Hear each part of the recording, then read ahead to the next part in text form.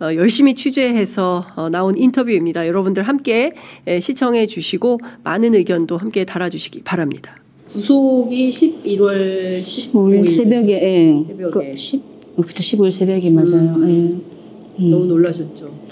근데 저는 신랑이 근데 처음부터 그랬어요. 그 애들한테도 그렇고 저한테도. 그러니까 저는 그 과정을 다 아니까 진짜 근데 안 될 거라고 저는 기대를 했었거든요. 구속영장 기각될 거다. 예. 아빠가 어떤 얘기를 했었어요? 신랑이요? 네. 그러니까 이제 신랑 애들한테 그랬어요.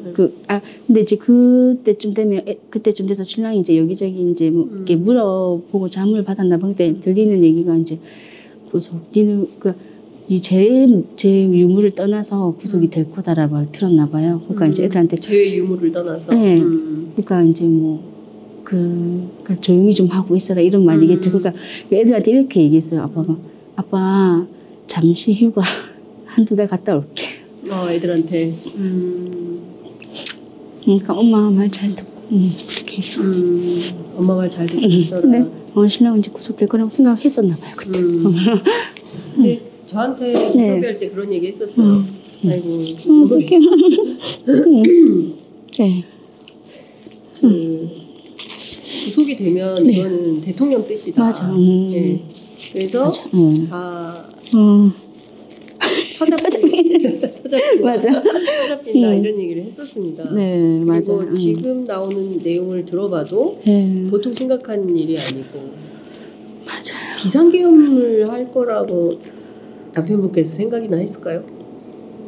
그런 얘기 하셨겠지. 근데 저는 그런 얘기를 잘 못 들었는데 저희 아는 지인분이 옛날에 한 7월달 8월달쯤 돼서 그때 신랑이 그런 얘기 한번 했다 하더라고요. 비상계엄?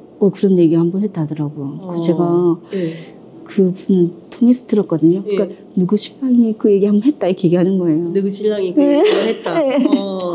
진짜요? 네, 그거든요. 윤석열 대통령이 비상계엄 할 거라고. 아마 비상계엄 한번 하지 싶다 이렇게 뭐 그렇게 한번 지나가는 말로 한번 했대요. 그러니까 제가 진짜요? 내가 좀 놀래가지고 그리고 진짜요? 했더니 했다면서 그때 그 얘기하더라고요. 그러니까 이게 그냥 나온 게 아니라 비상계엄은 하시라도 하려고 준비를 하고 있었다 이렇게 봐야 되겠네요. 명태균 씨도 알 정도면. 네, 근데 저는 사실 거기 별 크게 저는 저희 애들하고 저희 가정이 중요하지 거기에 크게 관심이 없거든요. 근데 남편 하는 일. 네, 신랑이 제일 중요하고 저희 애들도 중요하지. 사실 거기에는 그분들이 사실 좀 미워요. 신랑이 진짜 대가 없이 일했는데 구속돼 있으니까 진짜 미워요.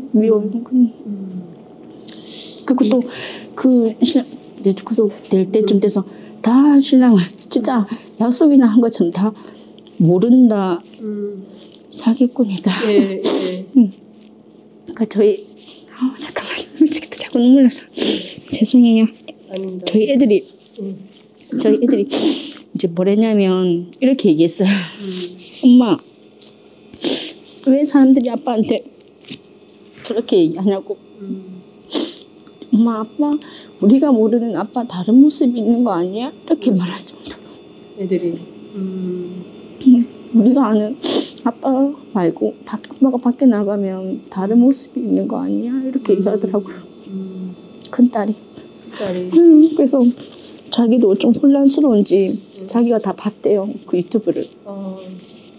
그러고 나서 저한테 아빠가 무슨 잘못했는지만 얘기해달라고 이렇게 얘기하는 거예요. 그래서 아니다. 보지 말라고 제가 했어요. 아빠 말만 듣고 아빠 말만 믿어라. 근데 왜 사람들이 다 그렇게 욕을 해? 진짜 큰딸에 대한 애정이 진짜 남다르거든요. 근데 그 큰딸이 그렇게 말을 했을 때 그 아빠가 얼마나 우리 신랑이 얼마나 마음이 아팠겠어요. 그렇게 얘기했을 때 제가 그랬어요.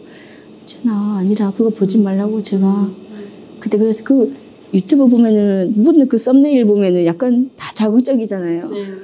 그리고 신랑이 그걸 보더니 이거 내가 아는 아빠 모습이 아니라고. 그거 보고 큰딸이 진짜 좀 혼란스러워하고 학교도 안 가려고 하고 그랬거든요. 학기 중이었지 않습니까? 네, 학교를 많이 안 갔어요, 애들이. 큰애가. 네. 네. 아이고야. 하루아침에 완전히 다른 집이 됐네요. 맞아요. 네. 그 집에 여러 정치인들이 전화가 왔었지 않습니까? 근데 김종인 위원장은 그런 적이 없다라고 하는데 다 그 집에 전화한 적 없다 자기는. 네. 근데 그분 진짜 왜 그러신지 진짜 이해가 안 돼요. 김종인 위원장. 네. 왜 그러시는지. 그분 저는 근데 그분 이제 아침에 전화가 그분이 진짜 일찍 주무시고 일찍 일어난다 하더라고요. 그래서 제가 야, 아침에 이렇게 일찍 전화하시냐 제가. 몇 시에 전화가 들어와? 그냥 뭐 이제 그냥 제 옛날에는 뭐 6시 땡 하면 전화 온 게 아니니까 진짜 그쯤 돼서 전화가 왔어요. 아침에 일찍. 예, 그래서 제가 이렇게 우리 신랑 벌떡 일어나서 전화를 받아요. 예, 위원장님 이렇게 전화를 받아요. 위원장님? 그 전화를 받아요. 그래서 제가 내가 그 김종인 위원장님인 거예요. 그래서 근데 우리 신랑은 벌떡 일어나서 전화를 받아요. 그래서 제가 제가 처음에는 김종인 위원장님 전화를 다 하고 제가 그때 그랬거든요. 처음에. 당신 대단하다. 제가 그랬어요. 근데 그리고 또 여러 정치인들이 전화가 왔는데 아니 도대체 창원에 있는 당신을 어떻게 알고 찾아서 전화하냐. 왜 당신한테 찾아와 전화하냐. 제가 그랬거든요. 그래 뭐 당신만 애를 무시하지. 나 밖에 나가면 다 대우받는다면서 이렇게 얘기하는 거예요. 그래서 제가 참 이상하다면서 내가 막 그때 그랬거든요. 근데 그 김종인 위원장님도 신랑은 김종인 위원장님이 뭐 물어봐요. 이렇게 이건 어떤 명박사 이건 어떻게 해? 이건 뭐야? 이렇게 물어봐요. 명박사 이렇게. 네, 뭐 물어봐요. 그러면 신랑이 이렇게 얘기를 해줘요. 또 대답에 대해서 딱 준비해가지고 신랑은 딱 대답을 딱 해주거든요. 그래 그러면 이거 한 번은 중간중간 이래 이거 잠깐 올라올 수 있겠어? 이렇게 얘기를 해요. 이거 올라올 수 있겠어? 이것 때문에 잠깐 올라올 수 있겠어? 서울에 올라올 수 있겠어? 예. 그러면 또 당장 올라와요. 또 신랑은 또. 당장 올라가요. 그 김종인 위원장 만나러. 그러니까 그 김종인 위원장님 신랑 그때 내가 얘기 들었는데 신랑이 올 때까지 거기 사무실 거기서 기다렸다 하더라고요. 신랑이 그래가지고 제가 그랬던 분이 어떻게 저렇게 말을 하냐. 욕은 또 욕까지도 왜 하시냐. 모른다고 그냥 하시지. 왜 미친놈이 뭐냐. 진짜 너무하다면서 제가 그랬거든요. 근데 신랑 아무 말도 안 하는 거예요. 그 마음이 어떻겠어요. 그래서 너무 속상해가지고 제가 옆에서. 정치적 아버지라고. 네, 그랬어요. 진짜 자기가 존경한다고 그때 그랬거든요. 그런데 자기는 그랬는데 그 상대방은 그렇게 말을 했을 때 신랑 마음이 얼마나 아팠겠어요. 그러니까요. 김건희 여사도 직접 전화를. 네, 그때 통화했어요. 그리고 저희 황금이하고 영상 통화도 했었고. 김건희 여사가 먼저 전화를 한 건가요?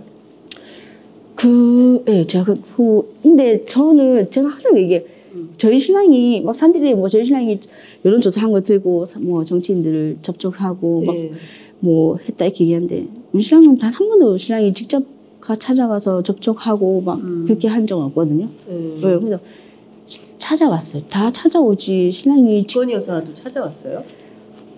제가 그건 정확하게 잘 모르겠어요. 근데 신랑이 항상 거기 가서. 네, 아크로비스타 가서 만났다. 네, 거기 코바나 컨텐츠인가 거기 있잖아요. 거기 가서 만나고 그런 것 같아요. 그래서 가서 신랑 가면 항상 저한테 영상 통화해가지고. 영상 통화? 보여줬어요? 네. 김건희 여사랑 있으면서. 근데 제가 보니까 그 영상 통화를 좀 즐기시는 것 같긴 하더라고요. 네. 그날도 제 인터뷰할 때 사모님 연결해서 통화했었잖아요. 아니 저는 그냥 통화하는데 저희 신랑은 꼭 제가 아니 왜 영상 통화를 하냐 제가 막 그랬거든요. 내가 꼭 무슨 의심하는 것처럼 제가 막 영상 통화 좀 하지 말라고 제가 막 그랬거든요. 어때 영상 통화하면 되지 하면서 신랑은 이제 그런 거 별 신경 안 쓰고 막 하는 것 같아요. 영상 통화를. 그러니까 이제 그때 김현 여사님하고 저희 한금이하고 영상 통화하면서 한금이 보고 그때 저희 딸들도 다 봤거든요. 봤는데 그 한금이가 아빠 그걸 좀 많이 타고 태어났다면서 이렇게 얘기하더라고. 김건희 여사가? 네. 아빠 뭘 갖고 아빠 모든 걸 많이 닮아서 타고 태어났다. 타고 태어난 것 같다면서 이렇게 얘기했었어요 그때.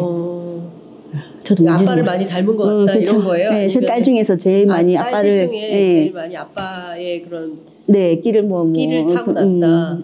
황금이가 자기가 어떻게 알아? 제가 그러더라고요. 네.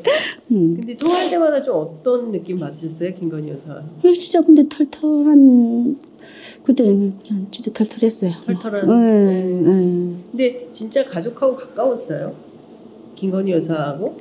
아니요, 뭐 그런 건 가까운 건 아니었어요. 네, 그냥 신랑 그냥 거기 갈 때마다 그냥 한 번씩 통화하면 저 그냥 뭐 저한테 여보 뭐 인사해 이런 이 정도 그냥 이 정도지 뭐 그런 건 아니고 가깝고 지내고 막 그런 건 아니었어요. 뭐 황금이에 대해서 엄청나게 애정이 있었다 뭐 이런 얘기도 언론에 나왔는데 그냥 진짜 그냥 그랬어요. 그 황금이 이제 영상 통화하고 황금이 너무 예쁘다 이제 이런 거지. 그러니까 뭐 황금이 잘 우리 황금이 잘 잘 걷고 있죠 이런 거 있잖아요. 그때 걷고 나서 황금이 잘 걷고 있죠 이러면서 황금이가 걸어야 당선된다 그랬죠. 맞아요. 그때 황금이 걷는 날 경선 그때 됐었나? 하여튼 뭐가 됐었어요 그때. 그래가지고 그 뒤에 황금이 잘 걷고 있죠 이러면서 항상 안부 물어봐 주시고 항상 그랬어요.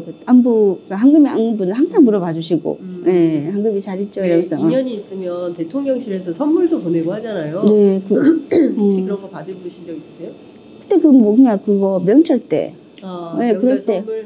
그럴 때 받았고 뭐 그런 거 그런 정도. 그 정도. 이준석 씨하고 호영호재하는 사이다. 아니 그 강희경 씨가 왜 그렇게 말하는지 모르겠어. 아무도 호영호재가 아니고 그냥 대표님 이렇게 대표님 이렇게 얘기하고 그분도 대표님하고 맞아 대표님이라고 해서 대표님 서로 대표님 맞아요. 대표님 이렇게 얘기했어요. 따뜻하게 대표님에서 저희 신랑도 대표님 이렇게 얘기했어요. 그 이준석 대표에 대해서 그 상당한 애정이 있다. 신랑이요? 상당한 애정이 있는 게 아니고 이준석 대표는 이거에 신랑이 하라는 대로 잘 했어요. 그러니까 명 사장님 하라는 대로. 시키면 시키는 대로. 네. 제가 볼 땐 그랬어요. 그러니까 뭐 특별하게 뭐 이렇게 그러니까 저희 신랑한테 토달지 않고 이러니까 뭐 특별하게 미워할 그것도 아니고 그냥 뭐 그렇다고 특별하게 뭐 미워 해가지고 막 그런 것도 아니고 그냥 근데 저희 신랑 그때 이랬어요. 준석이는 아직 많이 배워야 된다. 준석이는 아직 많이 배워야 된다. 그랬어요. 아직 많이 그러니까 또 그때 왜 국민의힘에서 왜 당 대표 했을 때 약간 조금 쫓겨나는 식으로 나왔잖아. 그때 아이고 중진들이 애를 잘 좀 이제 다독해서 잘 키워 나가면 좀 이제 정신이 될 수 있을 건데 젊은 당 대표 하나를 쫓아내가지고 뭐 그렇게 하네 이러면서 근데 준석이도 많이 배워야 나가야 된다. 아직 많이 배워야 된다 이렇게 얘기했었거든요. 그래서 제가 아직은 이제 애 보듯이 그렇게 얘기했었거든요. 아이로 보는 시간. 준석이는 아직 많이 배워야 된다면서. 많이 배우고, 그러니까 데리고 다니면서 준석이는 당 대표라고 배척할 게 아니라 중진들이 많이 데리고 다니면서 많이 가르치고 많이 배우면 이렇게 뭐 좋은 정치인으로 클 텐데 이렇게 그때 얘기하더라고. 그래서 근데 이제 그런 게 뭐 어려움이 있으면은 연락 와서 물어봐요 신랑한테. 그러면 신랑도 뭐 그런 거에 대해서 잘 이제 얘기해주면 또 신랑 얘기해주는 대로 또 잘 했어요. 그러니까 이제 뭐 특별히 미워할 그런 건 없었겠지. 근데 또 그렇다고 또 특별히 아끼고 이런 것도 이뻐해서 막 그런 것도 아니고 뭐 이준석 대표를 데리고 신랑이 뭐 큰 그림을 그린다는 것 그런 건 또 아니고. 왜 그렇게 나와서 얘기하는지 모르겠어. 그러니까 좀 저하고 인터뷰할 때 명 대표님 그런 거였던 것 같아요. 그러니까 윤석열 2년짜리 개헌 대통령을 하고 그 다음에 이제 젊은 대통령 세대 교체를 해야 된다. 그럴 때 이준석. 그래 신랑이 그때 그 말을 했었어요. 윤석열 대통령은 아직 준비가 안 된 대통령이기 때문에 2년 반 하고 내려오시면 그나마 그래도 그래도 박수 받고 내려오실 수 있을 거다. 그리고 또 이제 그 보수 쪽에서도 보수 쪽에서도 그걸 이제 뭐라더라 그 보수 쪽에서도 약간 이제 그걸 이 정권 교체했다는 이미지가. 그걸 이제 그거 하나 공세운 걸로 충분하고 그래서 아마 좋은 이미지로 내려올 수 있을 거다 그렇게 했거든요. 그러니까 명태균 대표는 처음부터 윤석열 5년 채우지 않는 게 좋겠다고 생각을 했던 거죠. 그러니까 좀 이랬어요. 아직 준비되지 않은 대통령인데 일단 보수 교체를 위해서. 네. 아 보수 교체를 위해서. 그랬어요 그때. 네. 보수의 어떤 정치 내용의 교체를 위해서 윤석열이라는 카드가 필요하고. 네 맞아요. 그래서 일단은 다 하지 않더라도 한 2년 반 정도 하고 내려오시면 다 그때 뭐 일단은 보수 정권 교체를 위해서 하실 건 다 하셨다. 그리고 또 비난받지 않고 한번 내려오실 거다. 그때 하시면 그러니까 그 정도면 본인이 다 할 건 다 하신 거야. 그때 근데 아직 준비는 안 되신 대통령이기 때문에 그때 그렇게 얘기했었거든요. 근데 그거를 주위에서 하지 말라고 했어요. 그때 그 충고 하지 말라고. 지금 자기가 그 권력을 잡아가지고 제일 그렇게 돼 있을 텐데 그 충고를 했다가는 큰일 난다고 하지 말는데 큰일 나고 했어요. 그걸 또. 아 그래요? 네. 당선된 이후에. 네. 그래서 사이가 나빠졌어요. 맞아요. 네.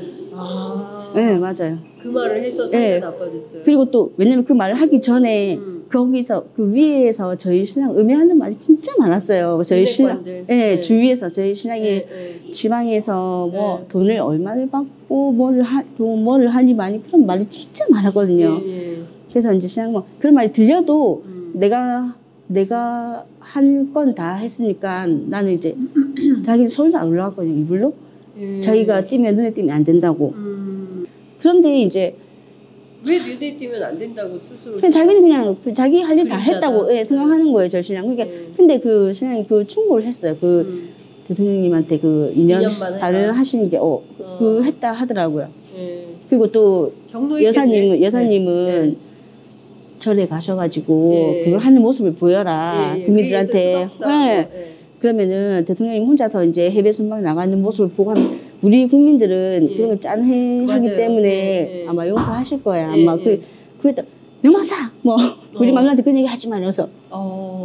명박사 이렇게 화를 냈대요. 화냈어요. 근데 제가 진짜 내가 대통령이지 누구한테 이렇게 할래냐면서 내가 옆에서 그랬거든요. 진짜. 아 같이 계셨어요? 전 통화할 때 제가 옆에 있었죠. 다 제가 통화할 때 다 있었어요. 그때 제가 진짜 그때 짜증 많이 났었어요. 제가 그때 받은 것도 없이 다 도와줘놨고 당신 아니었으면 대통령 제가 되겠어 되게 그랬거든요. 신랑한테. 저는 그때 신랑 위로해주고 싶었어요. 그때 그 말 그때 그렇게 하니까 진짜 짜증 나는 거예요. 진짜 모든 정치인들이 하기 전에는 진짜 간이고 쓸고 다 빼줄 것처럼 그때 그래요. 저희 신랑한테. 딱 되고 나면은 언제 그랬냐는 듯이 모르는 다른 사람이 돼버려요. 사람들이. 참. 그러니까 제가 그런 걸 하도 많이 가지고 근데 그 대통령님도 그렇게 하더라고요. 명박사 우리 마누라한테 그런 얘기 하지 말라면서. 경로라는 게 다양한 차원에서의 경로가 있었나 보네요. 맞아요. 명박사 그런 거 하지 마 이렇게 하고 그때 김건희 여사 태도는 어땠어요? 반응은? 그때 또 그거 있었잖아요. 뭐 명박사 우리 마누라하고 우리 장모한테 전화하지 마 해주고 정신이 그때 진짜 이랬어요. 장모님 전화번호 모릅니다 이렇게 얘기했어요. 진짜 진짜 몰랐거든요. 근데 그러고 나서 또 이제 사과 전화가 왔다 했잖아요. 근데 아마 그 사이에 그 김건희 여사한테 좀 잔소리 많이 들었나 봐요. 김건희 여사한테 여기 박사님한테 그런다고. 왜 우리 박사님한테 맞아요. 분명히 김 여사한테 닦였다면서. 닦였다. 그래서 전화한 거다. 그때 그랬었거든요. 신랑하고 저하고. 이 김건희 여사는 명태균 대표를 어떻게 생각하는 것 같았어요? 근데 진짜 상당히 많이 상의를 한 것 같아요. 국정운영 전반에 대해서. 네, 맞아요. 수시로 연락이 와서 아무거나 다 물어보고 그랬던 것 같은데. 맞아요. 이거 이러면 좋은가 저러면 좋은가. 맞아요. 이제 대통령 취임 딱 하고 나니까 이제 대통령하고 여사가 됐잖아요. 그러니까 이제 이렇게 얘기하더라고. 그때 그때 그 신랑한테 얘기를 했냐면 일단은 후보 때 하고 그 이제 여사하고 대통령이 됐고 나서 하고는 완전 다른 사람들이다. 그러니까 우리 신랑한테도 이제 후보 때는 아쉽고. 그러니까 기대를 안 하는 게 좋다 이렇게 얘기하더라고요. 나는 윤석열 김건희를 대통령 시키기 위해서 자기는 한 건 아니다. 보수 정권 교체를 위해서 자기는 진짜 열심히 뛰었다. 우리랑 진짜 사명감 가지고 일하는 것처럼 진짜 그렇게 열심히 했었어요. 그 다리가 진짜 다 그렇게 될 정도로. 근데 제가 왜 저렇게까지 내가 하는지 저는 이해가 안 됐었는데 뭘 받고 하는 것도 아니고. 그래서 그게 뭐 윤석열이 아니더라도 자기는 이제 그게 다 자기가 할 일을 다 했다. 이제 자기는 뭐 그래서 뭐 그 사람한테 바라는 것도 없고 뭐 그런 것도 없다 이렇게 이제 얘기하고 그때 뭐 그냥 그대로 자기가 뭐 안 했어요 그때 신랑인데 솔직히 당신 아니었으면 그 사람들 됐겠냐 제가 그랬어요. 그렇다고 그렇게 안면 딱 바뀌어가지고 이제는 권력 잡았다고 이제는 대한민국도 달라야 되냐고 제가 그랬거든요. 많이 못마땅했죠. 근데 실제로 많이 달라진 거죠? 그렇죠. 신랑은 처음부터 기대도 안 하더라고요. 그냥 그러려니 하더라고요. 주위에서 취임식 갔다 온 게 마지막인 건가요? 그러면? 그렇죠. 취임식 갔다 오고 그리고 나서는 뭐 자기 필요할 때 연락해서 이런 거 저런 거 상의하고 그리고 맞아. 나서 뭐 어떤 비용 지불이나 이런 건 일체 없고 없었어요. 네. 진짜 이런 거 받았으면 제가 이렇게 말 못하죠. 우리 신랑 그러니까 그 성격이 그래요. 우리 신랑은. 두 말 안 하고 두 말 안 해. 뭐 이거 왜 안 해줘? 이렇게 얘기 안 해. 다음부터 안 보면 된다. 이거예요 우리 신랑. 그냥 끝내버리는. 다음부터 안 보면 된다. 남편이 뭔가 유력한 정치인들하고 끊임없이 소통을 하면서 무언가 일을 하고 있고 하고 있는데 어떤 일을 하는 사람이라고 생각하고 있었어요? 그건 저는 뭐다? 맞아요. 그 제가 저희 딸들이 항상 물어봐요 저한테 엄마 아빠 직업이 뭐야? 맞아요. 아빠 직업이 뭐야? 이렇게 물어봐요 저한테. 그 제가 그러니까 거기다 제가 빨리 대답을 딱 못 하겠는 거예요. 그래서 제가 신랑한테 물어봤어요. 여보, 애들이 아빠 직업 뭐냐 물어보는데 내가 그랬어요. 자기도 가만 프리랜서라고 해라 이렇게 얘기하는 거야. 프리랜서? 알겠어. 내가 이러고 프리랜서나 봐. 엄마 프리랜서 뭐 어떤 거 이렇게 얘기하는 거야. 그런 게 있어 알잖아. 내가 그랬더니 이제 저는 항상 근데 저희 부모님이 신랑한테 얘기했어요. 우리 맹서방 이러면서 우리 맹서방 이러면서 우리 아까운 맹서방 이러면서 정치판은 그 항상 더러운 제일 그게 한 정치판인데 우리 착하고 저희 부모 저희 아빠가 진짜 저희 신랑을 좋아하거든요. 네, 그러니까 저희 아빠가 맨날 그래요. 우리 순하고 순한 맹서방이에요. 저런 나쁜 더러운 놈들한테 때려가지고 맨날 그래요. 맨날 취해가지고 어떻게 이러면서 우리 아빠가 맨날 그렇게 얘기하거든요. 그러니까 이제 항상 정치판에는 뒤끝이 있다고 저희 아빠가 맨날 그렇게 얘기했거든요.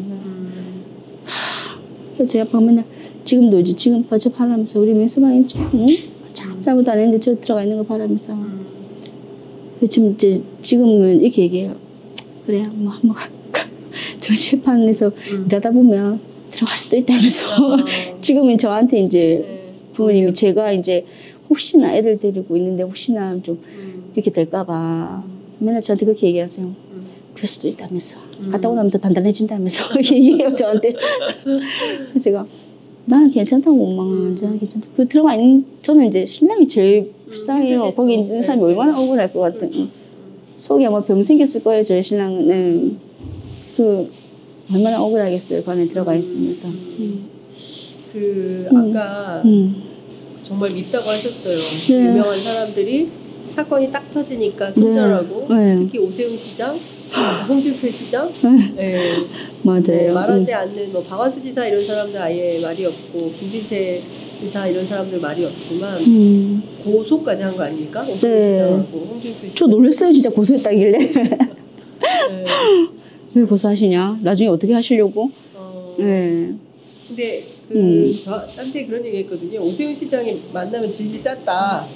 근데 자기는 그런 적이 없다. 왜 질질 짰다고 얘기를 하냐면 제가 그랬어요. 여보 오세훈 시장님이 뭐 당신 고소 고발 한다더라. 내가 했더니 그때 한번 안 될 텐데 왜 내가 여론 조작이 뭐 여론 조작을 뭐 했다고 하지마자 너 여론 조작한 적 없다. 근데 정치인들이 다 내한테 여론 조작을 해달라고 부탁을 한다. 여론 조작을 해달라고 부탁을 한다. 네, 그래서 내가 그 오세훈 시장도 안 한 거다 이렇게 얘기하는 거예요. 그러니까 질질 짰다는 말이 이런 거예요. 그때 이제 저는 잘 몰라요. 근데 나경원을 1%라도 이기게 좀 이제 해달라고 계속 부탁을 했다. 나경원을 1%라도 이기게 해달라. 네. 라고 계속 부탁을 했다. 네, 명태균 네, 대표한테. 그러니까 왜 또 내가 나경원한테도 이제 자꾸 못 이기냐고 그렇게 말하면서 질질 짰다 하더라고요. 왜 내가 나경원한테 이거 2%라도 이기는 걸 이기게 좀 해달라고 네, 그렇게 질질 짰다 하더라고요.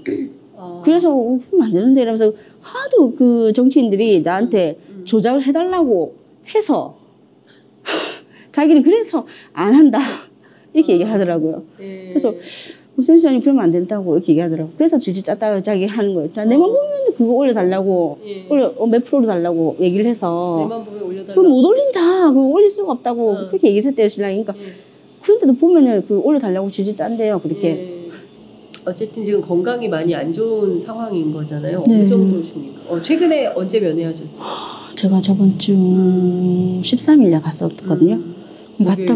갔다가 이제 그 전에 그 교도소에서 외래 진료 갔다 하더라고요. 그래서 갔는데 그 의사가 이거 수술 외에는 답이 없다고 이제 재수술 외에는 답이 없다고 이제 해서 제가 뭐 진료 기록서하고 또 때로 갔었거든요. 지금 이제 계속 여기 이제 치료가 안 되니까 자꾸 무릎에 염증이 생겨가지고 물이 자꾸 차나 봐요 이게. 그러니까 그 물을 또 빼고 피도 빼고 뭐 지금 여기 그 수술 자체가 양쪽 무릎에 지금 쇠가 박혀 있거든요. 그러니까 이거를 이제 재활 치료하면서 무릎을 각도 같은 거 이걸 또 바로 이게 펴줘야 되는데 이게 지금 돌아갔다 하더라고. 그러면 지금 하세월로 건강 상태가 안 좋은 가운데 법원의 결정만 기다리고 있는. 그래가지고 저번 재판할 때 신랑이 나와서 얘기했잖아요. 막 그 검사들 수사 믿을 수 없다. 짜집기 해서 나를 뭐 꼬리 자르게 한다. 뭐 그때 크게 떠들어져 나와가지고 그때 재판 판사가 무릎 한번 보자고 했어요. 그때 그래가지고 보여줬어요. 네, 일어나가지고 보여줬어요. 그래가지고 그날 저녁에 바로 외래 진료를 데리고 갔더라고요. 그래서 그때 그 판사가 보고 나서 그 재판에 떠들고 나니까 교도관 데리고 왔어요. 병원에. 그 외래 진료 가자고 하면 한 달에 한 번 나갈 수 있대요. 그래서 그래서 기다리라고 한대요. 참으라고 한대요. 데리고 나가면 특혜라고 투서 들어온다면서 그렇게 얘기를 한대요. 근데 맞아요. 김건희 여사와 윤석열 대통령은 입이 10개라도 할 말이 없는 거 아닙니까? 맞아요. 그러니까 저희 부모님은 처음에 진짜 그 뭐 윤석열 대통령은 그냥 자 그 국정도 못 보게 저렇게 하냐 처음에 이제 편을 들어줬어요. 근데 지금은 이제 꼴도 보시다. 뉴스 저희 오빠는 진짜 분노가 완전 하늘을 찌르고 있고 저건 진짜 저희 오빠 진짜 입에 담을 수 없는 욕을 막 하는 저희 오빠는 진짜 저런 새끼를 도와줬다고. 저희 오빠는 막 그래요. 그렇게 고생을 했냐? 네, TV 꼴도 보기 싫다면서 저희 뭐 쳐다도 보기 싫대요. 의리도 없고. 비상계엄을 왜 했을까요?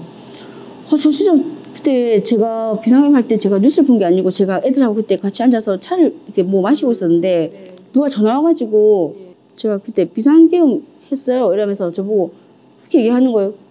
형 큰일 났네 이렇게 얘기하는 거예요. 제가 무슨 그런 농담하지 마세요. 제가 그랬거든요. 그런 농담은 무슨 비상계엄 이 시대에 내가 그랬거든요. 그러고 제가 뛰어가서 뉴스를 틀었는데 진짜 비상계엄을 선포했어요. 근데 이 황금폰이 들통날까봐 쫄아서 저 처음에 진짜 그 얘기 듣고 설마 했거든요. 설마. 근데 점점 갈수록 진짜 그랬다고. 저는 근데 무슨 생각을 했냐면 했어요. 그게 그렇게 무서웠으면 왜 진작에 수습을 안 했을까? 저 남편분께서 수차례 기회를 좀 주지 않았습니까? 맞아요. 저는 그러니까 진짜 이해가 안 돼. 왜 이 지경까지 오게 만들었는지 모르겠어요. 나는 신랑이 그때 그 9월 26일 날 신랑이 갔어요. 그때 서울경찰청에 자기가 먼저 고소를 해놓고 조사받기 위해서 갔어요. 서울경찰청에.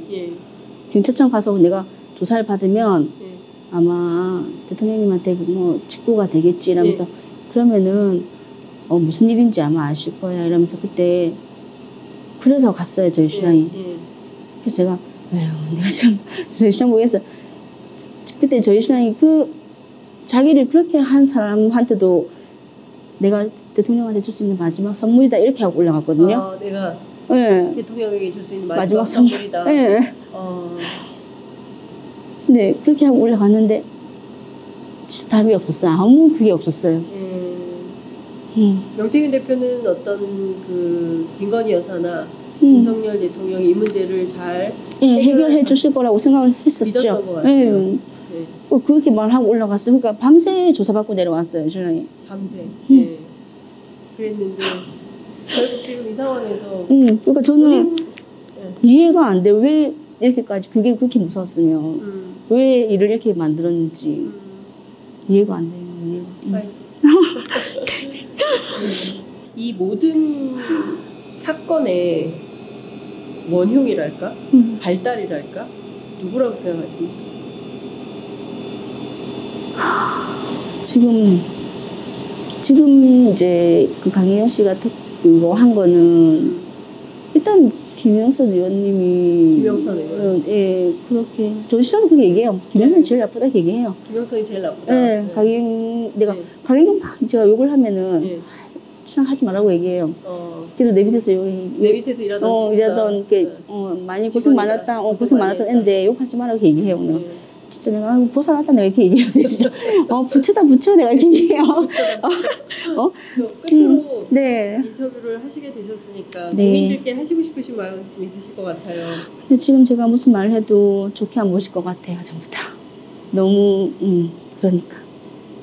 그러니까 빨리 저는 그냥 빨리 이 사건에 대해서 그냥 결과가 빨리 좀 나왔으면 조사해서 그냥 있는 그대로만 좀 결과가 나왔으면 좋겠어요. 빨리. 있는 그대로. 네, 지금 제가 봐도 그 진술 기록서만 봐도 지금 다 나와 있는데도 일단 신랑한테 다 뒤집어 씌운 거잖아요. 제가 봐도 지금 그런데 이게 조사 결과가 나올까 그런 의심도 들고 지금 왜 그렇거든요. 근데 그냥 제가 그랬어요. 변호사님한테 변호사님 특검하면 진짜 이거 정확하게 나와요. 제가 물어봤거든요. 특검 해도 이것도 뒤집어 씌우는 거 아니에요? 제가 그랬거든요. 특검은 다릅니다. 이렇게 얘기하는 거였지 변호사님이. 그래요. 그럼 진짜 특검했으면 좋겠다. 저도 그랬거든요. 이 검사들은 조사를 해놓고도 신랑한테 뒤집어 씌웠으니까 제가 그냥 그것만 정확하게 나왔으면 좋겠다. 사실대로. 이 사실대로 명명백백하게 모든 진실이 밝혀지길 바란다. 말씀 주셨습니다. 맞아요. 너무 그러면 진짜 좋겠어요. 긴 시간 인터뷰 너무 감사드립니다. 고맙습니다. 감사합니다. 증인 통화 내역을 보면 계엄 전날인 12월 2일 날 대통령 영부인으로부터 문자를 2통 받아요. 그런 내역이 있습니다.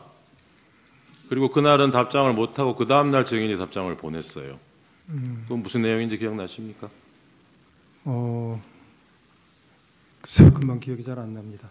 그런 내용을 이 민감한 시기에 주고받았다는 걸로 누가 의심을 하면 어떻게 답변하시겠어요? 결국 뭐가 남아 있으면 그걸 보시면 판단이 되지 않을까 싶습니다. 근데 지금 증인은 남아 있는 것도 없는데 의심을 하셨잖아요.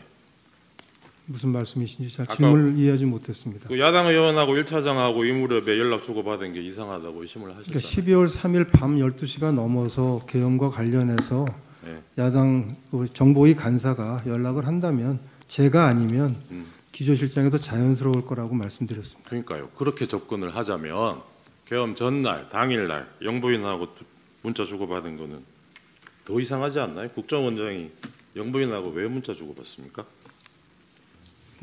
자주 있는 일은 아니었습니다.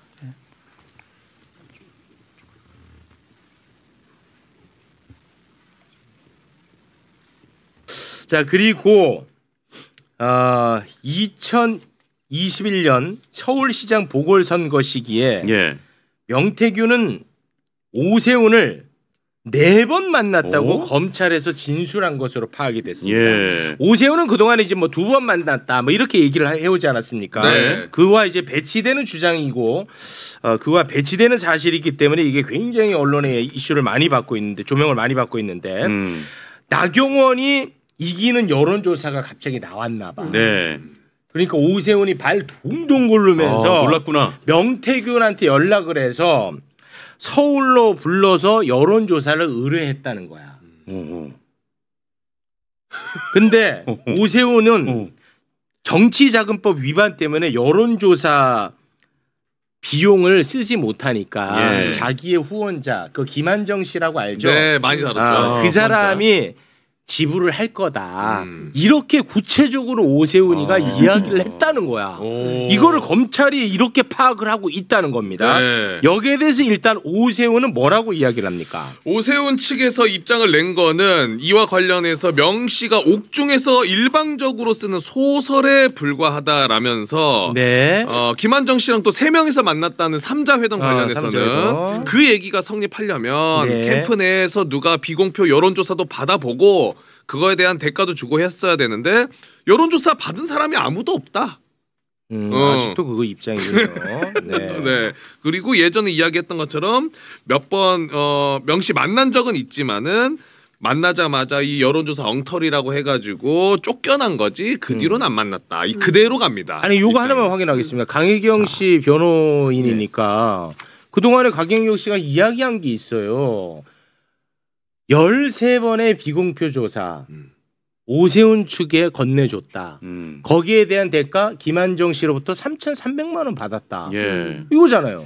조금 전에 말씀하셨던 게 오세훈 시장이 돈은 김한정 회장이 낼 거다라고 했고 명태균한테 했다는 거잖아요. 네. 명태균이 그 말을 듣고 돌아와갖고 강혜경 씨한테 얘기를 합니다. 오세훈 여론조사 들어가. 돈은 김한정 회장이 낼 거야. 거기가 물주니까. 그래서 강혜경 씨도 그 말을 들었다는 겁니다. 네. 그리고 심지어는 오세훈 시장을 만나러 갈 때 일부는 또 강혜경 씨도 동행을 했었다고 얘기를 해요. 오세훈 시장을 직접 만나지는 못한 것 같은데 네. 명태균 씨랑 같이 서울에 네. 올라가서 했다고 하고 그리고 사실 저는 이제 의아한 부분이 이겁니다. 오세훈 시장님 2번을 만났든 4번을 만났든 횟수가 뭐 그렇게 중요합니까? 일단 만났잖아요. 네. 만난 게 중요한 건데 왜 그럼 오세훈은 그렇게 극구 2번이다라고 얘기를 하고 명태균은 4번이다라고 하느냐? 이게 무슨 차이냐? 오세훈은 처음 2번으로 끊고 싶은 것 같아요. 첫 번째, 두 번째 회동 그게 끝이다. 네. 끊고 싶은 것 같아요. 왜? 세 번째, 네 번째 회동에서는 뭔가 밝혀지면 안 되는 그런 이야기들이 있었으니까. 네. 그러니까 그때는 안 만난 걸로 해야 되는 거겠죠. 세 번째, 네 번째는 실제적인 어떤 실무적인 움직임이 있었을 가능성. 예, 그럴 가능성이 상당히 높다는 거고 강혜경 씨 말을 또 들어보면은 명태균 씨가 그 뒤로 오세훈 시장 만나러 여러 번 서울 왔다 갔다 했다 합니다. 여론조사 결과를 듣고 그럴 때마다 갔다 와서 이제 얘기를 해줄 거 아니에요. 명태균이 만나고 와서 이랬다더라 그렇죠. 저랬다더라 하면은 오세훈이 뭐 소위 말하는 이제 속칭 뭐 질질 짰다, 뭐 살려달라고 빌었다, 뭐 이런 얘기들을 이제 한 거예요. 네. 그게 이제 뭐 세 번째, 네 번째 회동일 가능성이 크겠죠. 강혜경 씨가 안 따라갔으니까 그때는.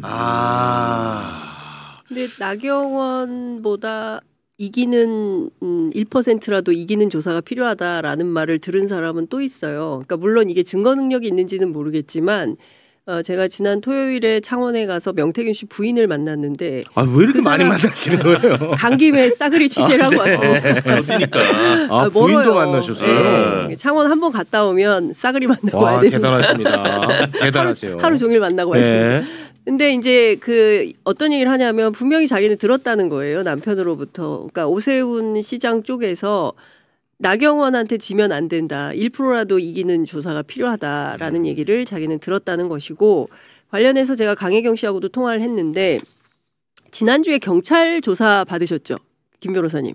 예, 그 조사에서도 이 여론조사와 관련한 그 경찰 조사의 내용이 있었던 모양이에요. 근데 그 자리에서도 똑같은 얘기를 본인은 했었다. 그러니까 강혜경도 듣고 명태균 부인도 듣고 그런데 지금 부인하는 사람은 오세훈. 이런 거죠.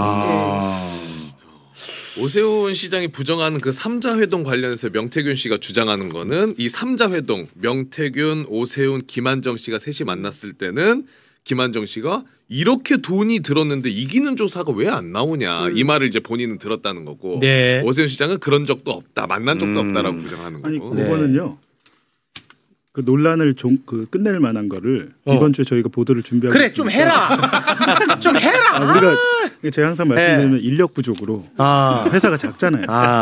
회사가 좀 컸으면 금방금방 할 텐데 저희가 뭐 힘들게 하나씩 겨우겨우 만들고 있으니까. 매불쇼랑 합치세요. 근데 그건 왜 그러냐면 이제 오세훈 시장이 얘기하는 것은 뭐냐면 그냥 나 나왔어도 당연히 나 됐던 거야. 윤석열, 오세훈 같은 얘기를 하는 거예요. 여론조사 뭐 이런 거 조작 필요 없어. 나 원래 됐던 거야 라는 거잖아요. 그리고 김종인 위원장은 오히려 나한테 단일화하지 말라 그랬어.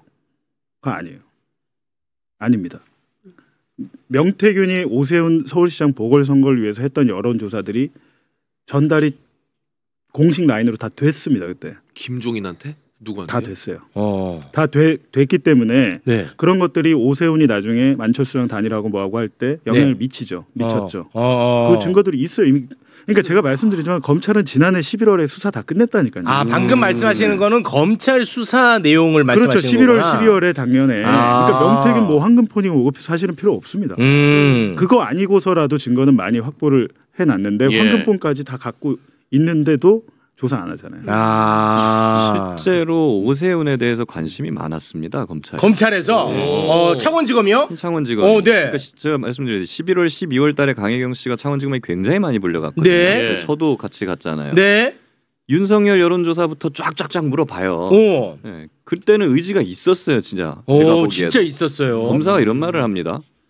우리 막 나가고 있는데 이대로 가면 다 부를 건데?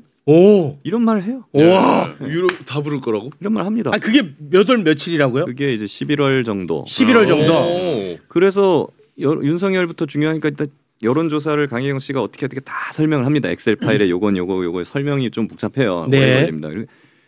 유심히 듣고 자 다음은 정치인 누구로 갈까요? 오세훈부터 갑시다.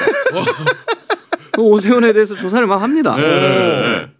그러다가 오세훈은 아직 안 끝났어요. 이제 초장 막 들어가기 시작한 때였고 그러더니 막 이렇게도 물어봐요. 아유 계속 해야 되는데 시간이 이제 밤이 됐으니까 돌아가시고 또 불러야 되는데 내일 되세요? 내일 오라는 거. 아니 내일은 좀 준비도 해야 되고 우리도 저도 서울 가야 되잖아요. 그러니까 이제 좀 그러면 저희가 날짜를 다시 정해가지고 또 이어서 조사를 합시다. 이러고 나온 게 이제 12월 달이고 그 뒤로 아무 연락이 없어요. 아무 연락이 없고 심지어 조사했던 검사님은 파견된 검사였거든요. 원대 복귀하셨어요. 그때 함께했던. 아니 그 지금 이 얘기를 해야 돼. 그럼 자연스럽게 지금 봐봐. 지금 어제 오늘 나온 보도예요. 이것도. 뭐 지금 몇 년 묵힌 게 아니고 어제 오늘 나온 것만 해도 이게 어마어마하지 않습니까? 그런데 어제 명태균 관련 수사를 하던 창원지검이 중간 수사 결과를 발표했어요. 그런데 우리가 이제 관심이 있는 뭐 김건희, 윤석열, 홍준표, 오세훈, 이준석, 뭐 윤상현 이런 사람들은 다 빠졌어. 싹 다 빠지고 진짜 권력이라고는 없는 명태균, 김영선 동생, 강혜경 씨 이런 사람들만 이제 추가로 기소가 됐습니다. 그리고 나서 이 수사에 대해서 본인들이 뭐 자신이 없는 건지 뭔지 모르겠습니다만 그건 세 분이 분석해 주시겠지만 이거는 서울중앙지검으로 또 올린다. 이렇게 이제 결론이 났단 말이죠. 맞습니다. 어떻게 봐야 되고? 이거 어떻게 봐야 됩니까? 이 말씀은 꼭 드려야 될 것 같아요. 강혜경 씨 대리인으로서 강약 약강. 강자에게 약하고 약자에게 강한 그거의 어떤 전형이다. 이렇게 말씀드릴 수밖에 없는 것이 아니 여론조사나 정치인들 지금 수두룩 빽빽하게 있는데 그거는 지금 지지부진하고 어떻게 하다 만 것처럼 이렇게 해놓고 어제 기소된 거를 보면은 강혜경 씨는 기존에 뭐 수사 의뢰됐던 뭐 회계 보고를 제대로 안 했대. 뭐 영수증을 안 냈대. 뭐 이런 부분. 근데 그거는 선관위 수사일에 들어온 거니까 그래 기소한다 쳐요. 저희도 뭐 인정을 하고 죗값을 치르겠다는 거니까. 국민들은 관심 없죠. 근데 아무 관심 없고 심지어는 하다가 아무도 뭐 고발도 안 하고 나오지도 않았던 거를 하나 쏙 찾아내 가지고 정책개발비를 유용했다. 강혜경 씨랑 김영선 의원이 원래 의원실에 정책개발비라고 나옵니다. 근데 그거를 허위 용역을 맡기는 척하면서 2천만 원을 타냈다. 편취했다. 그래서 사기죄다. 라는 거를 뜬금없이 기소를 합니다. 사기죄로 기소됐습니다. 근데 이제 조사해서 물어보기는 했는데 별로 중요한 것도 아니고 심지어는 뭐냐면 그 2천만 원 용역비는 강혜경 씨나 김영선 씨가 먹은 적이 없어요. 그 정상적인 용역이야. 사실 솔직히 말씀드리면 옛날에 국회의원들이 그 정책개발비를 어디 용역을 좀 준 다음에 페이백으로 현금 이렇게 받아서 막 쓰고 했었어요. 그런 악습이 있었죠. 그래서 김영선 의원도 그것 좀 알아봐라, 뭐 현금 만드는 이런 거. 그러니까 보좌진들이 알아본 거예요. 강혜경 씨가 알아본 거예요. 근데 용역비가 너무 많이 나와. 막상 하니까 해보니까 여론조사도 많이 해야 되고 보고서도 써야 되고 돈이 많이 드는 거예요. 이게. 못 남겼구나. 남는 게 없는 거예요. 이게. 그래가지고 용역 업체가 못 돌려줍니다.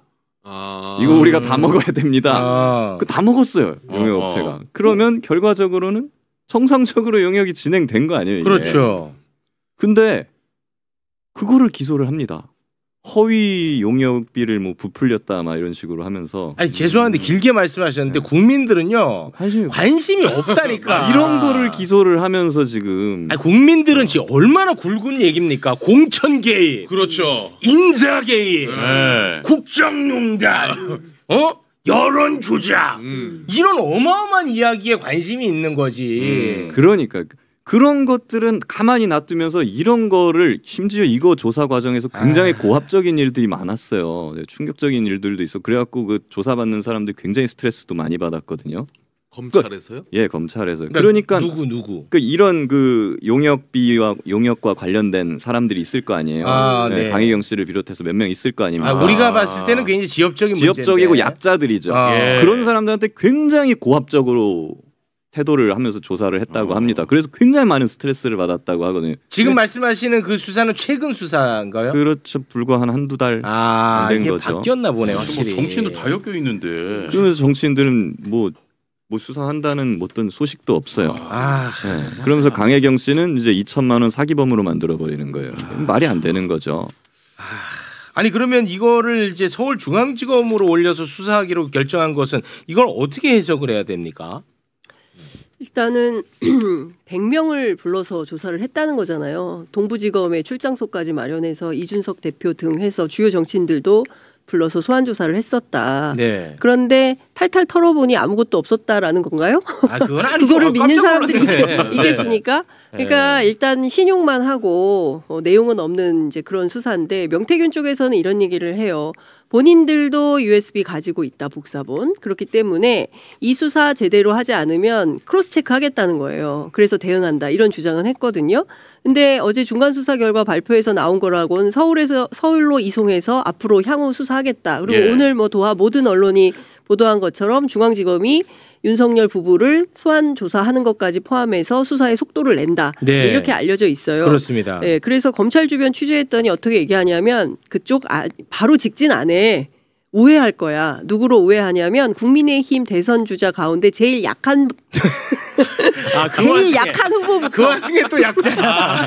그 와중에 또 약자야. 네, 제일 약한 고리부터 치고 올라갈 거야. 바로 직진 안 해. 김건희로 직진해야 되는 거 아니냐 이 정도면. 그렇죠. 이렇게 많이 쏟아지고 있는데 어떻게 김건희로 직진을 안 하냐라고 했더니 절대 직진하지 않고 우회해.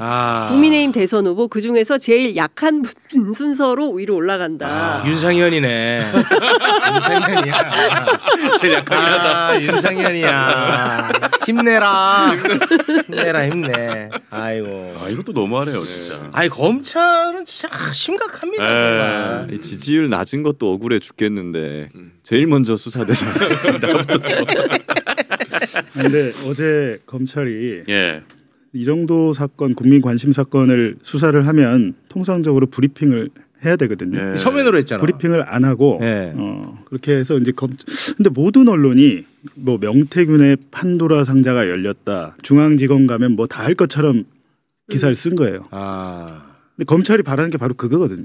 분위기 띄우는 거. 야, 우리가 중앙지검 옮겨 왜 관련자들이 다 서울 수도권 살아. 그 관련자들이 그러면 창원지검 살다가 이사 왔습니까?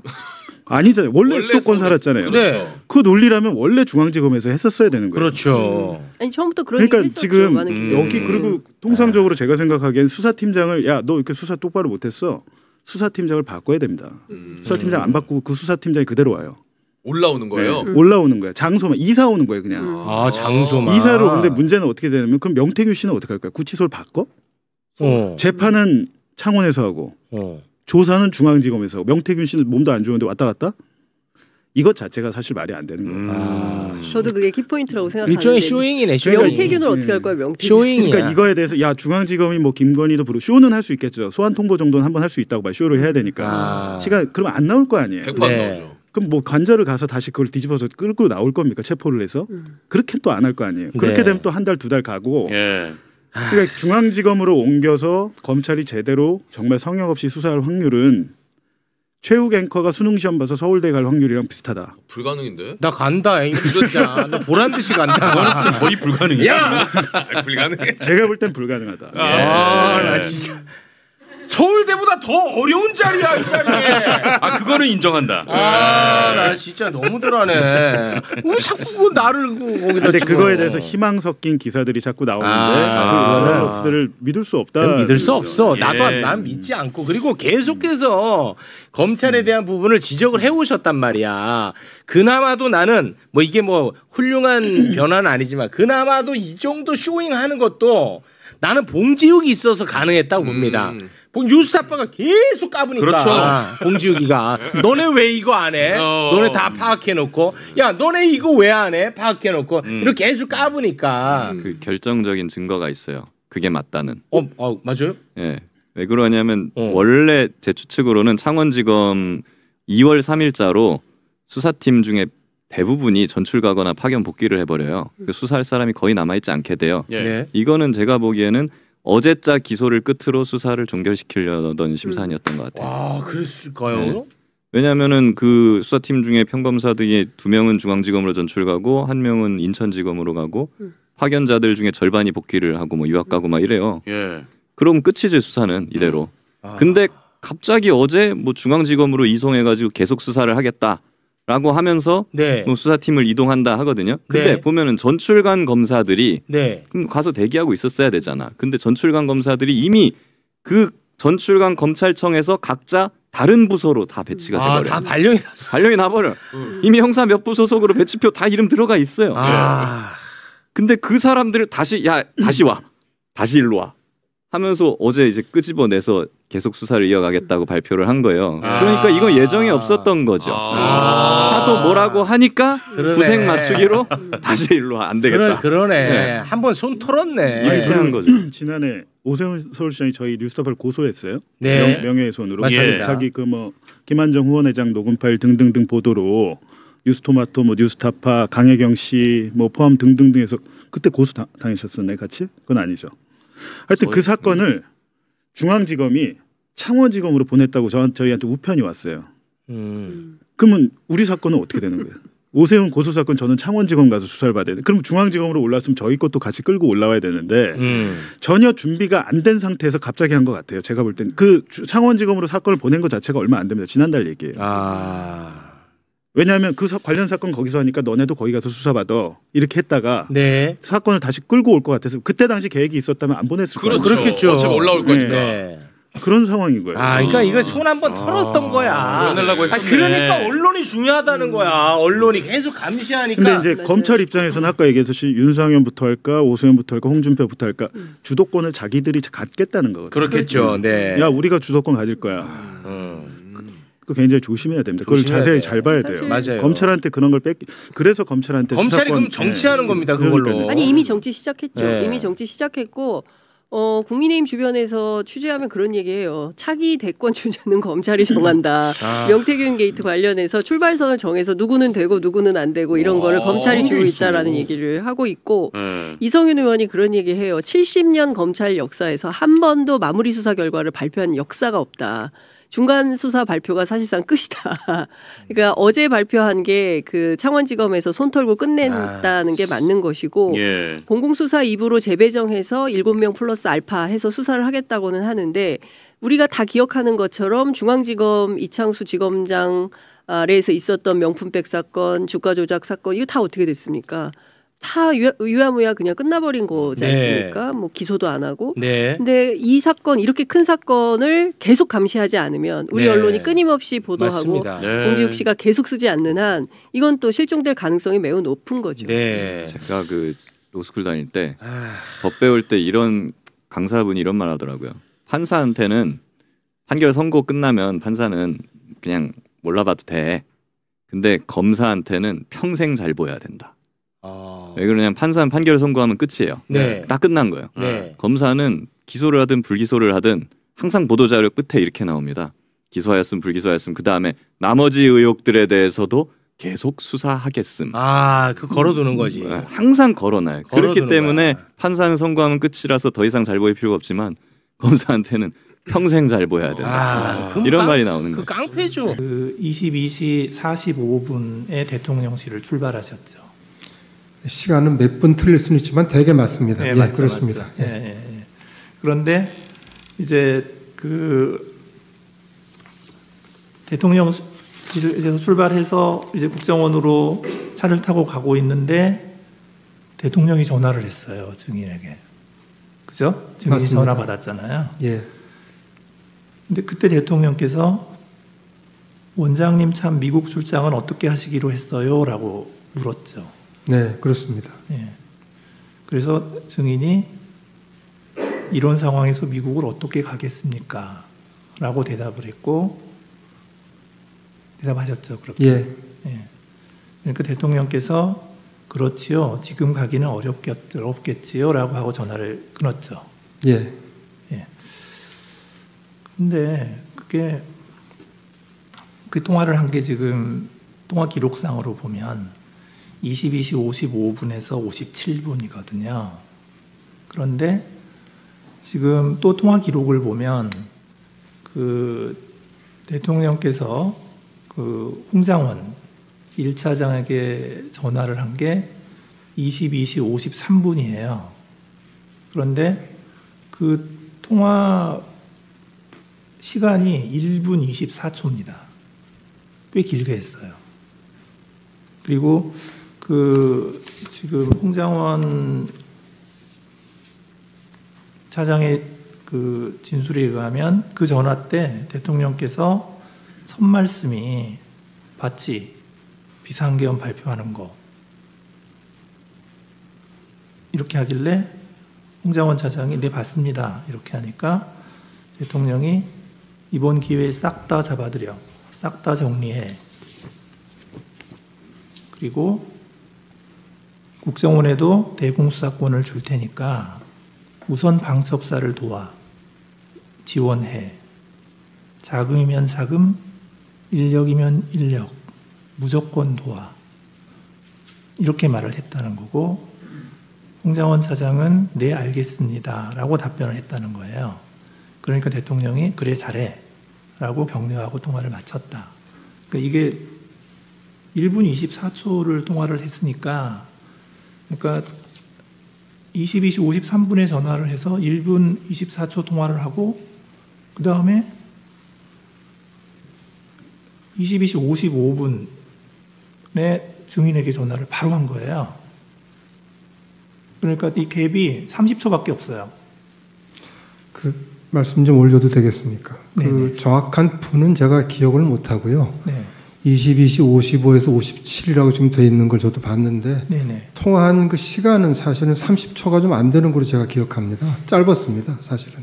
아, 증인하고. 예, 그렇습니다. 네, 그러니까 제 말은 뭐냐면 아니 대통령이 지금 홍장원 차장한테 이제 굉장히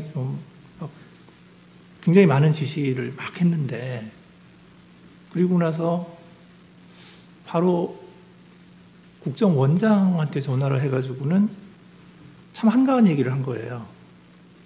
미국 출장 어떻게 하실래요? 좀 잘 이해가 간 거거든요. 그래서 대통령께서 53분에 홍 차장한테 그런 얘기를 하셨는지에 대해서 저는 확신이 없습니다. 홍 차장 말을 신뢰하기가 좀 어렵습니다. 아, 예.